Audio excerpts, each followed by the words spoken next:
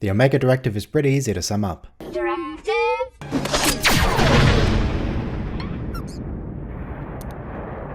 Classified. Alright, there's a bit more detail than that, but honestly I'll stand by it as a standalone summary. This episode begins with a brief explanation of why Harry Kim never made it past Ensign. He pulled an all-nighter moving some sticks around and consequently will be ineffective in his work, which he's already late for, and he's not even very good at moving the sticks. 7 of 9, tertiary adjunct of Unimatrix 01 comes in and immediately solves the problem he's evidently been struggling with for hours. In a surprising moment of self-awareness, Harry mentions that 7 doesn't really need his help at all. Luckily for Harry, this conversation is interrupted when Voyager is hit by some kind of shockwave, and the computer brings up some kind of message that locks them out of their controls. Which, if we can just take a step back for a moment, it seems like a terrible idea for that message to take control of the ship. I mean, what if the ship is in a dangerous situation? Right here, they were hit by something, now they can't do anything about it. What if the captain was incapacitated? The first officer doesn't have the authority to do anything about it and doesn't even know what it is. They'd just be stuck in Omega mode until another ship came and towed them away, or until they wiped their computer core. I might be getting a bit off track.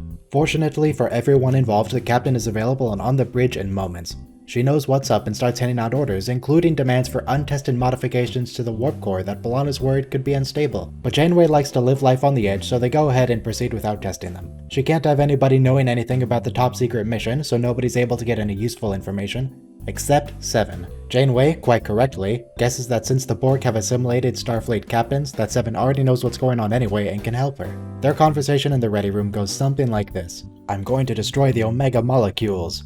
"I will not help you destroy the Omega molecules." "Help me destroy them." "Okay." So that worked out. You see, Omega molecules are extremely powerful molecules, but also extremely unstable. Just a few could potentially power a civilization, but even the slightest mistake can cause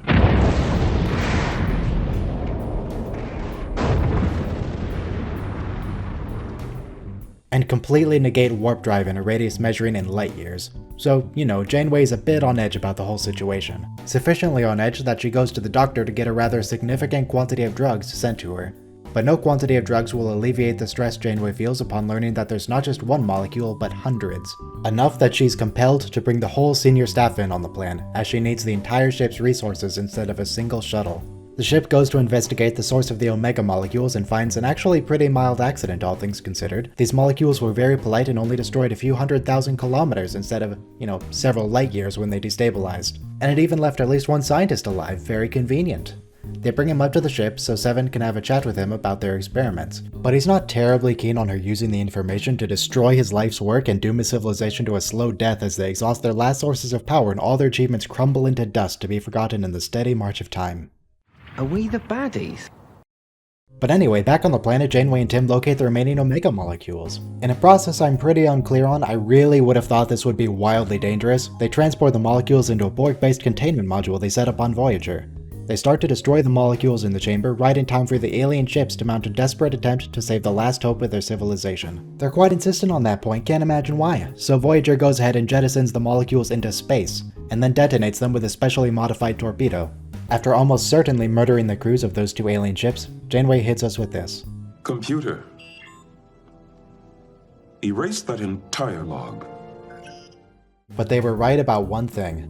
Hundreds killed immediately and billions more doomed to die are a small price to pay for the safety of the Delta Quadrant. So she will learn to live with it.